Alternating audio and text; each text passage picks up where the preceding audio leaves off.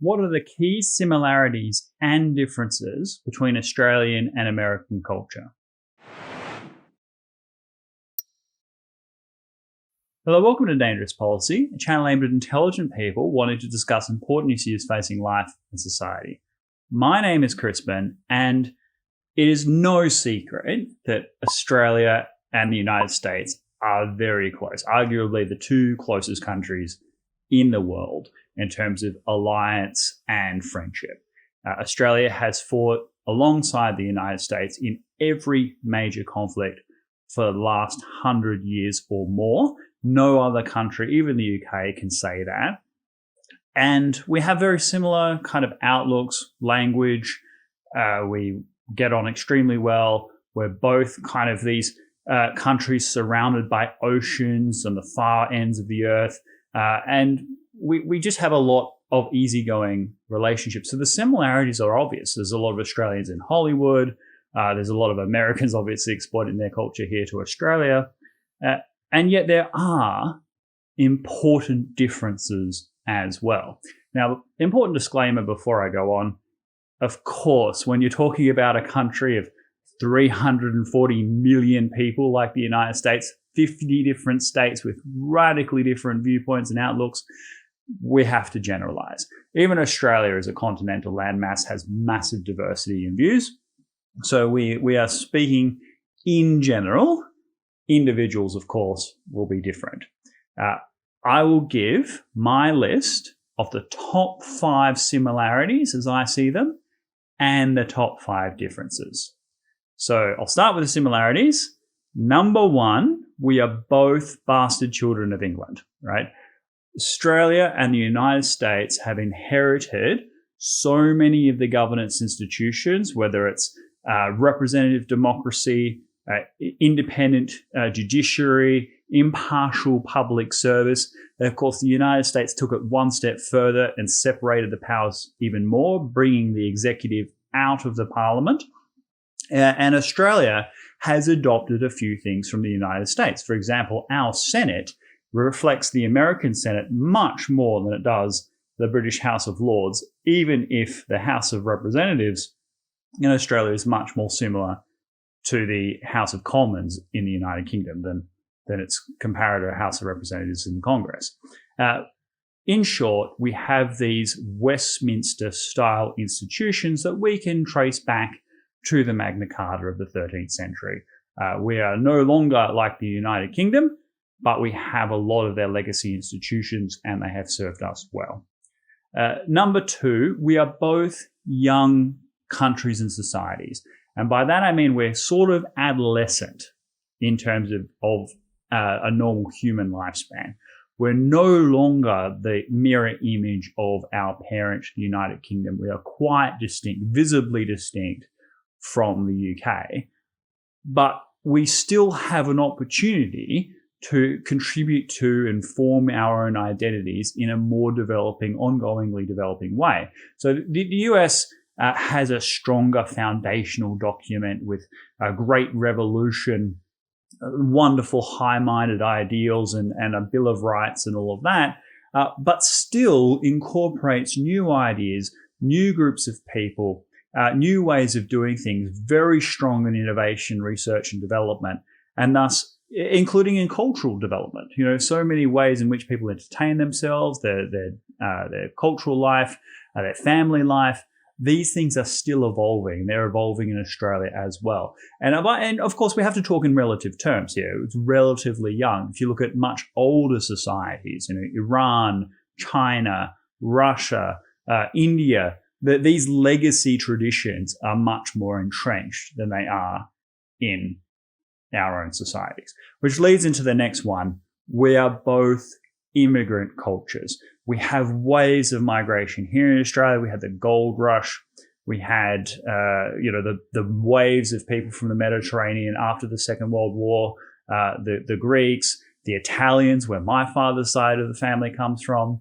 We have the same thing in the United States, the Irish, the Jewish, the Italian, all these waves of migrations to the United States, which continues to this day, this massive melting pot of cultures and civilizations under this umbrella of a dominant culture, but also this massive diversity, all working together in relative peace. And that's certainly true in Australia. We're not only immigrant cultures, but we're successful immigrant cultures. The number 4, we both have a kind of global outlook. And I wasn't sure whether to put this in the similarities because it's sort of for different reasons.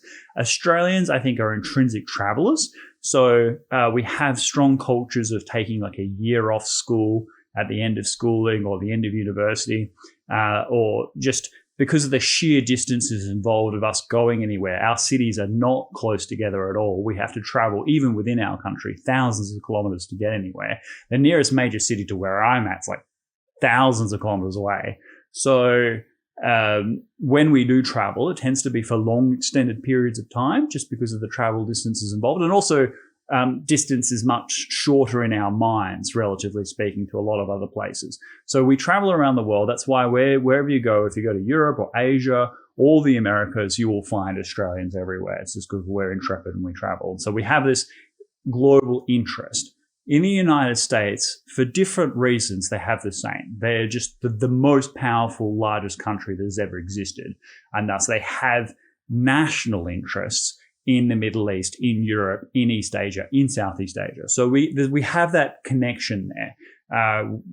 If you're in other parts of the world, you probably don't have much interest in what's going on in far-flung places, but Australians and Americans definitely do. And number 5, and this is by far the biggest one, we have shared values. We both believe in democracy, freedom, individual liberty, sovereignty of the individual, private property, freedom of speech, the Enlightenment tradition, the scientific method. These pinnacle pillars of Western civilization, I would say the United States and Australia are both exemplars of, and combine that with a shared language and shared institutions, like I mentioned before, we have that naturally in common. So when we meet an American or an American meets an Australian, there's a certain degree of assumed principle of commonality that we can just, without even trying to sell each other on, like we don't have to go to America and sell them on the value of individual rights, right? We can just assume that and then move on to whatever it is that we want to discuss. Differences, though. Differences. And these are significant. These should not be underestimated. And I think particularly on the American side who perhaps aren't exposed to the breadth of Australian culture the way that we are exposed to American culture, it may not be as visible and might be a bit of a shock. So the first thing is that we're convicts and Americans are Puritans, right? So people who moved over to the United States did so because they wanted to have a more aesthetic life. They wanted to get away from vice and sin and create a more utopian society. Absolutely the converse in Australia. People came to Australia as convicts, sentenced as criminals to serve out their time, largely for being rebellious against the mother country. And thus we have a much stronger sense of anti-authoritarianism. We're much more colourful, let's say, in our speech and the way we engage with things. Much more irreverent. The Australians are not idealistic, put it that way. So you have people who will, in the United States, who think of the great vision, the great dream that is the United States, the founding fathers and their great imagination in the Declaration of Independence. Australia just doesn't have that mentality at all. We're much more localized in terms of family, friends. We think of our culture as, pretty good, but we don't think about it too much. And so it gives the apprehension that our culture is wafer thin. No, our culture is deep and rich, but it's based from a view of it being something we kind of make fun of, and we take the mickey out of it. And we're much more irreverent than the United States. Number 2, politeness. And this is sort of linked to that. Americans are polite people. Very, very friendly, but also very polite. Very much more straight-laced in speech as a rule than Australians. Australians swear. We absolutely will make fun of whatever it is that we see in front of us. there is nothing that is sacred in Australia. Like if there is no topic that's out of bounds. If you want to kind of save face, then don't come to Australia because people will. But that shouldn't be misinterpreted to say that we're not friendly. Right? Australians are very friendly people, notoriously friendly. That's something you already know.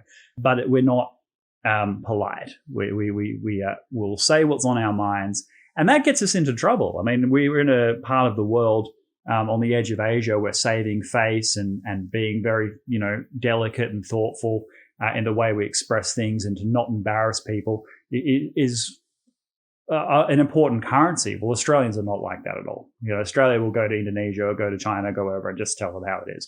And that can work well, but quite often blows up. Third thing, workplace culture.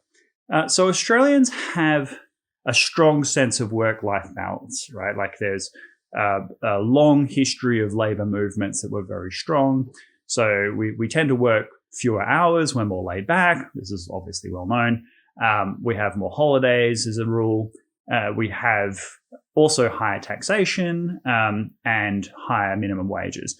And that, is both good and bad. So on the good side of things, it's a good, wholesome way of living. There's a strong egalitarian thread throughout Australian society. So in the United States, the entrepreneurial spirit, the leadership of the individual is venerated. Like people look up to people like Elon Musk and Bill Gates and great innovators and entrepreneurs, and they see them almost as American royalty. Whereas here in Australia, there's a strong sense of what we call tall poppy syndrome. If you're really good at something or you're a real great achiever, what you need to do to be socially acceptable is to play that down as much as possible. So our billionaires are called like Twiggy and people who you could see on the street and go up and say hi to. If we get into a taxi, you're kind of supposed to sit in the front seat. I mean, pandemic era has kind of played with that a bit. But as a rule, what you're trying to do is put everybody on the same level, regardless of social status.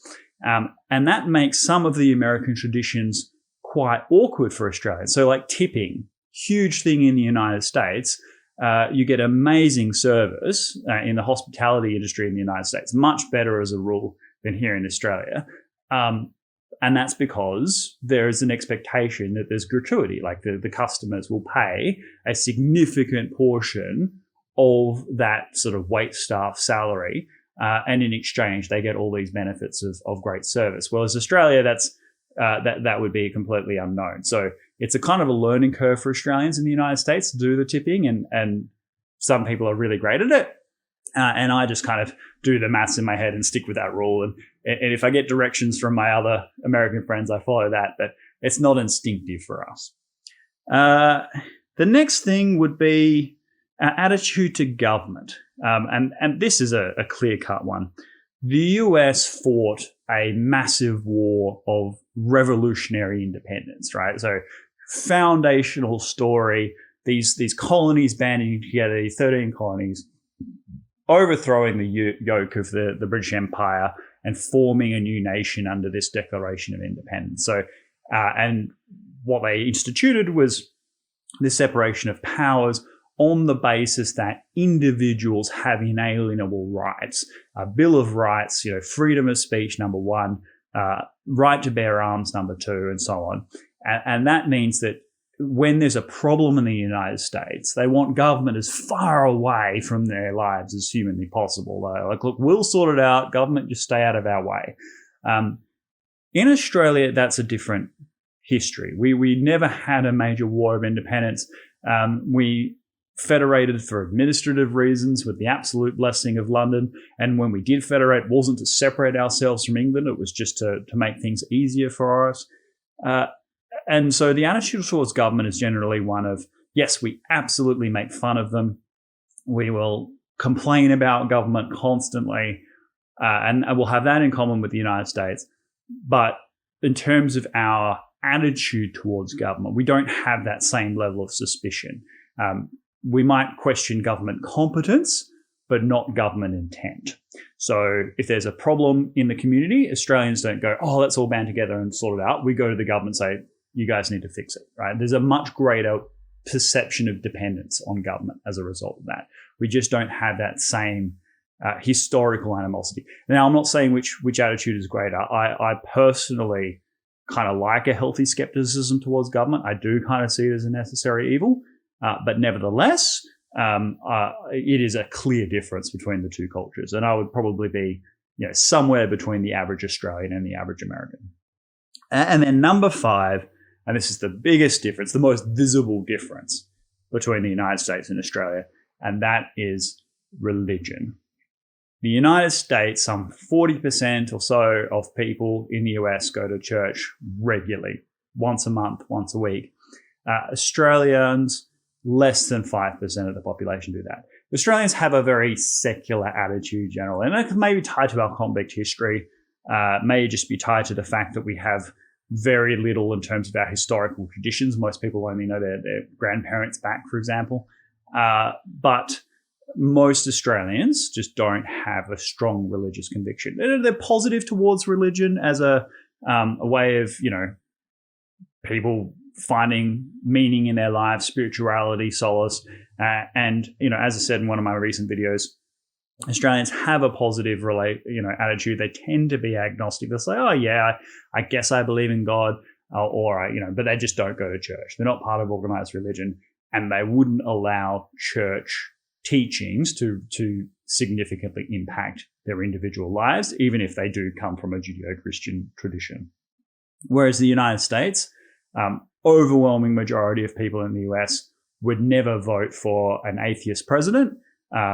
We've already had openly atheist prime ministers. So it's a big difference in that sense.